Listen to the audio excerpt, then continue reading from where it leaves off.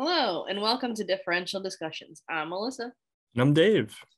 And we're still talking about red cell morphology, and we're going to talk about TTP, Thrombotic Thrombocytopenic Purpura. So this one's a little bit red cell morphology and a little bit coagulopathy. And we happen to be in the presence of a great coagulation technologist. I say I am in the presence of a great coagulation. Yeah, so let's talk about TTP. Yeah, why coagulopathy? What is this going on here? How does coagulopathy cause red cell morphology? Where did that come from? Yeah. Right, so coagulopathy means an issue with coagulation, and TTP, thrombotic thrombocytopenic purpura. So you have thrombocytopenia, so decreased platelets, which you can see in the field here. There's one platelet, right? There's one here. That's it. I don't see any other ones. So thrombocytopenia and also thrombosis, thrombotic thrombocytopenic. So these patients have both thrombosis and decreased platelets. So what happens is, we're going to go into coag a little bit. Sorry, everybody, is that we have a deficiency of an enzyme that's called ADAMTS13. What? Adam, just like it sounds. TS13. So ADAMTS13 is an acronym. It's like a whole big long name.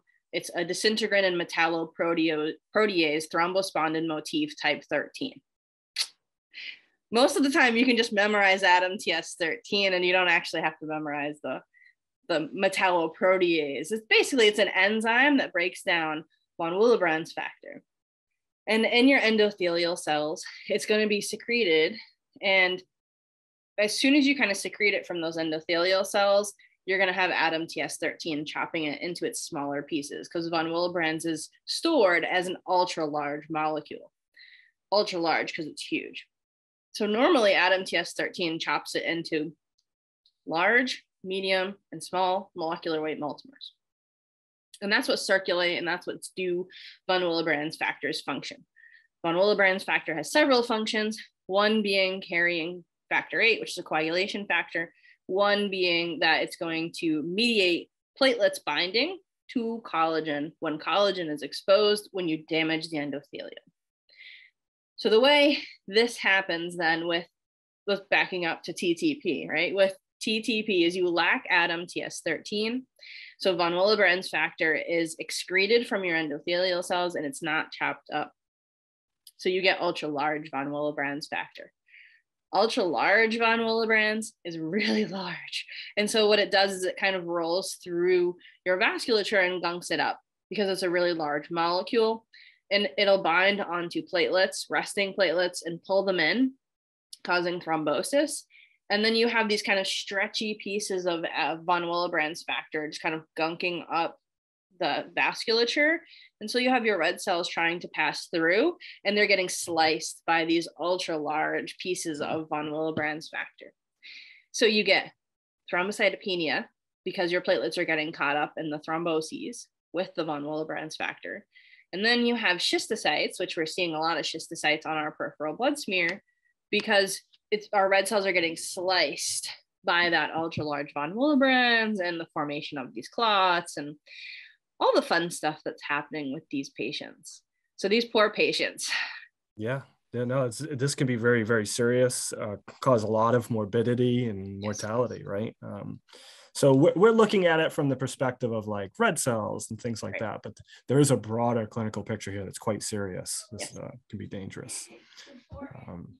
But yeah, I don't think a lot of people have an appreciation for how fast red cells are moving through the circulation.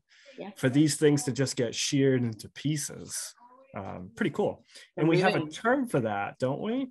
I love saying it, microangiopathic hemolytic anemia. Mm-hmm. MAHA. The MAHA, yep. Yeah, so there are several other MAHAs, these microangiopathic hemolytic anemias. TTP is one of them. And it's like Dave was saying, a severe, prominent one of the MAHAs. but they're all characterized by having these schistocytes in the peripheral blood smear because of some kind of shear force breaking down process. Mm-hmm. Yep. Cool. So I think that's the patho, right? We got the, yeah. Thank you for saying. And that brings us down here to the peripheral blood smear. And we have a lymphocyte center field. Lymphs are always helpful to have hanging around our red cells for us to assess size and things like that. And I can see a very high number of schistocytes in this field as well. Yep. We're also seeing a bit of teardrop, right? Which, maybe not uncommon for a microangiopathic situation to kind of get either a teardrop type artifact or like a true teardrop. Yeah, geez. So let's talk about schistocytes again. What are schistocytes? Mm-hmm. So when a whole red cell is broken into pieces, the schistocyte, the cell fragment of the whole red cell, we would refer to as a schistocyte. And they generally represent an intravascular hemolytic process. So the red cell gets kind of sheared and split into pieces, and red cells are fantastically capable of kind of resealing up.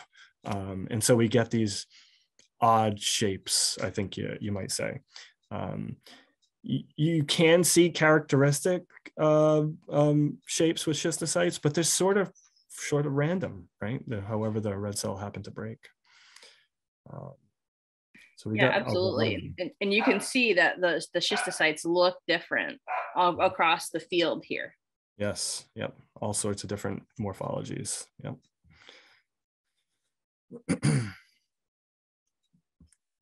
And then we see, I'm going to label this one as a P for polychromatic cell. Of course, thank you.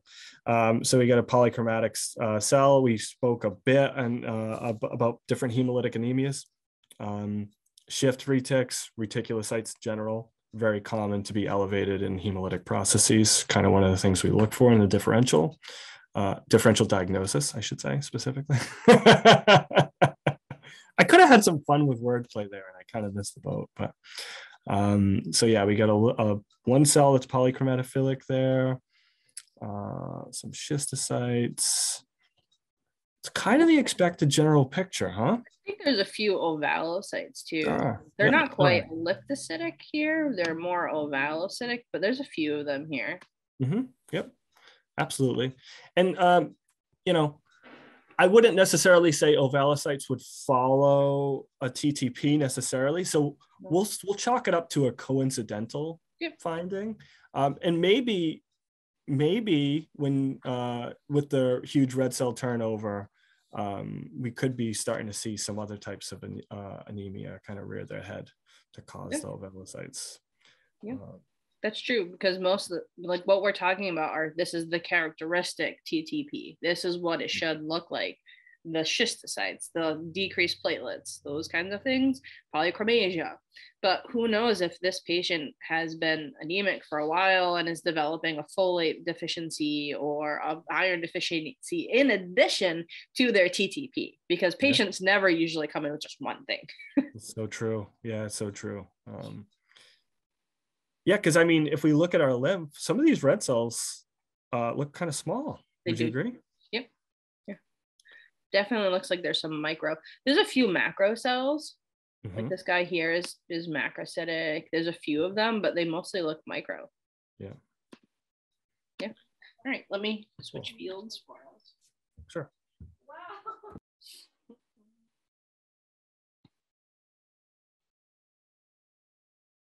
Oh, we got some awesome teardrops here, huh? Yeah, there's some really good teardrops. So you've got like these kind of teardrops, but then you got like this kind here where it really, really looks like a teardrop, versus this guy here that's got kind of like this little, almost like a balloon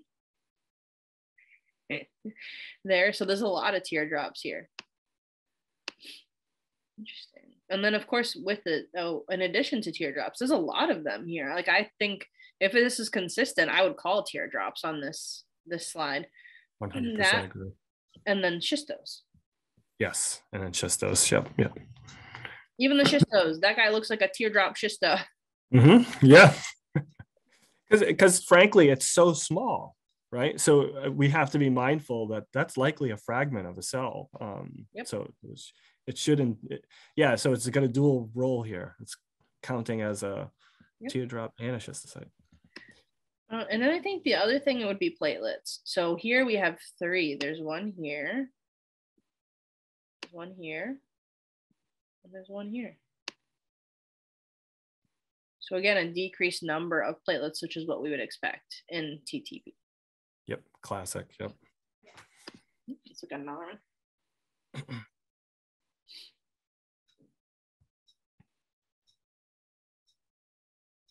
There's a Schistocyte. Schistocyte. Before we went live with the recording, I was like, oh, goldfish. And, you know, you see this morphology somewhat, I don't want to say frequently, right? But if you're looking at abnormal patients, you see Schistocytes a lot. Yeah. I think we should start a trend, Melissa. Schistocytes. All right. I'm going to take a picture of this one. That's going to be the shot that's going to go on social media for this one. Schistocytes. It's a good field. It is. All right. So we've got, again, mostly schistocytes. A lot of schistocytes here. I don't really see as many teardrops here. No. Yeah, not true teardrops. Like, we're trying to be careful not to just name every little projection that comes off. Like for instance, this guy here. You don't want every little projection to just be a teardrop. Yeah. So mostly schistocytes in this one then. Agreed. All right, let's move on. Oh, and I guess platelets. So again, platelets don't look bad in this one. Still low, right? Still, but oh, there's 4 in this one. I know. We're platelet rich in there's this. There's one here. It's a bad color. The wrong guy went away. This one. This one. Oh, my wrong guy went away again. That one. Yeah, so there's actually 4 in this field. We are platelet rich.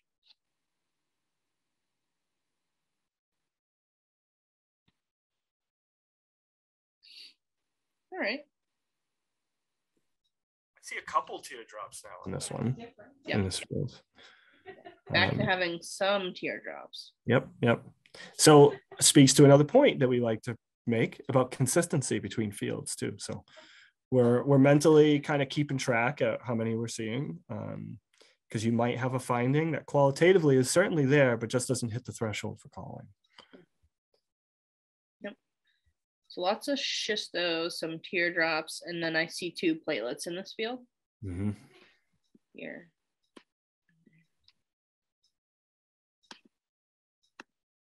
So I think overall for TTP, we'd call schistocytes. Yes. Maybe 1 to 2 plus, probably 2 plus for this guy. Yeah, I think so. And then teardrops, if we'd call them, I'd say maybe 1 plus. Yeah, and you know, we always see this, right, where some techs are more sensitive to findings. Yeah. But I think if we're true to this, you maybe come up with enough to call a 1 plus. Yeah. But it might go uncalled. Right.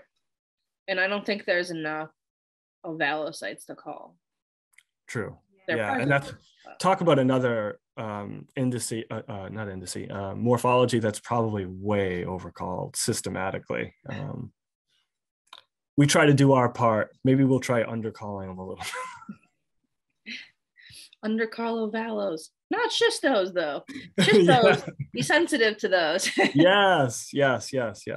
Follow rules and procedures and stuff, but yes. It comes down to clinical significance too. And especially when you look at procedures from institutions, usually you're more sensitive for the more clinically significant ones because they're more clinically significant. Ovalocytes, schistocytes, so those the kind of things that we think about. I like to think of a differential and the morphology that accompanies it as a narrative that we're giving to the clinicians about what's going on, because they're not going to come down and look at the slide often.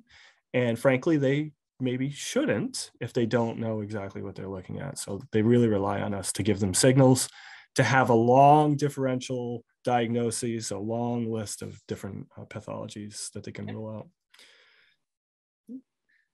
Right. Well, I think that's everything for TTP. So thanks for watching. Yeah, thanks for your time. Please like, subscribe, and hit the bell if you'd like notifications whenever we post a new video. And feel free to reach out to us on social media or via email with comments or suggestions about future content. Thanks.